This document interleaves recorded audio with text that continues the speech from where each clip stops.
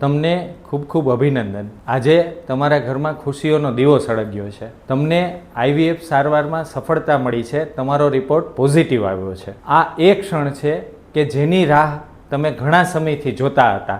આ ખુશી, આ હસતા ચહેરા, આ ખુશીઓના આંસુ, આ બધું તમારી ધીરજ અને મહેનતનું પરિણામ છે। એક ડૉક્ટર તરીકે તમારા ચહેરા પર ખુશી જોવી એનાથી મોટો અમારા માટે કોઈ પુરસ્કાર હોય જ ના શકે। પરંતુ વાર્તા અહીં પૂરી નથી થતી। હવે જ સાચી સફરની શરૂઆત થાય છે। હવે તમારામાં એક નવો જીવ આકાર લઈ રહ્યો છે, એટલે થોડી કાળજીની જરૂર પડશે। રિપોર્ટ પોઝિટિવ આવ્યો છે એટલે આજથી જ તમારા ઘરમાં એક નવો નિયમ લાગુ થઈ જશે કે તારે કાંઈ નથી કરવાનું, તારે પલંગ પરથી નીચે ઉતરવાનું જ નથી, બરોબર ને? કાકી, દાદી, નાની, ફઈ, દેરાણી, જેઠાણી બધા પોતપોતાની સલાહની પોટલી લઈ આવી જશે। આ ન ખાતી, પેલું ન ખાતી, આમ ન કરતી, તેમ ન કરતી। પણ ઊભા રહો, વિજ્ઞાન શું કહે છે? વિજ્ઞાન એવું કહે છે કે 24 કલાક બેડ રેસ્ટની જરૂર નથી હોતી। ઘરે ગયા પછી કોઈ મહારાણીની જેમ માત્ર ને માત્ર પલંગ પર આરામ કરવાથી બાળકને કોઈ ફાયદો થતો નથી। તમે તમારા જીવનના રોજિંદા કામકાજ બધું કરી શકો છો।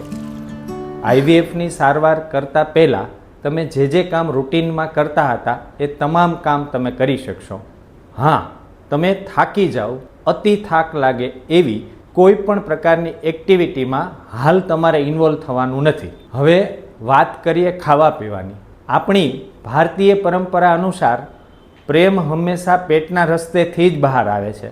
હવે લોકો કહેશે કે તું બે જીવવાળી છે, બે ગણું ખા, પણ અમારી સલાહ ખૂબ જ સિમ્પલ છે।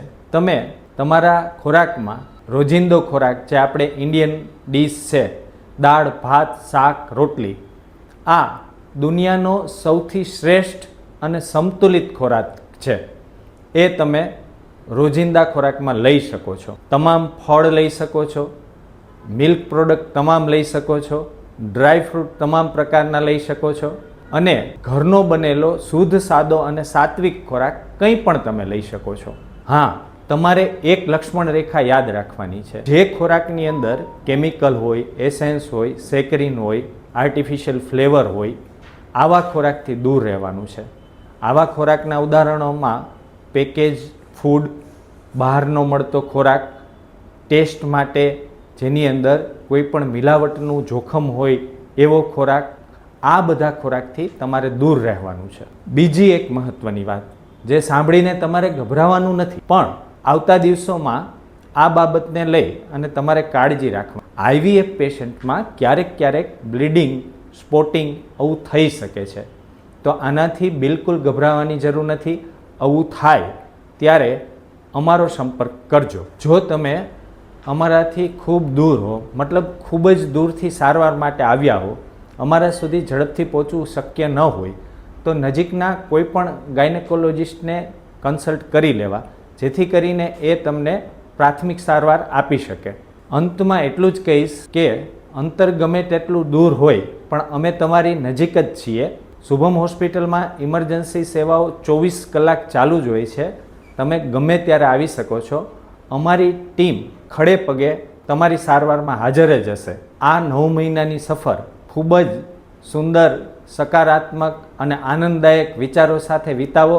ટેન્શનને કહો બાય બાય, ખુશીઓને કહો વેલકમ। ફરી એકવાર અમારી સમગ્ર શુભમ આઈવીએફ ટીમ વતી આપને ખૂબ ખૂબ શુભેચ્છાઓ। સ્વસ્થ રહો, મસ્ત રહો।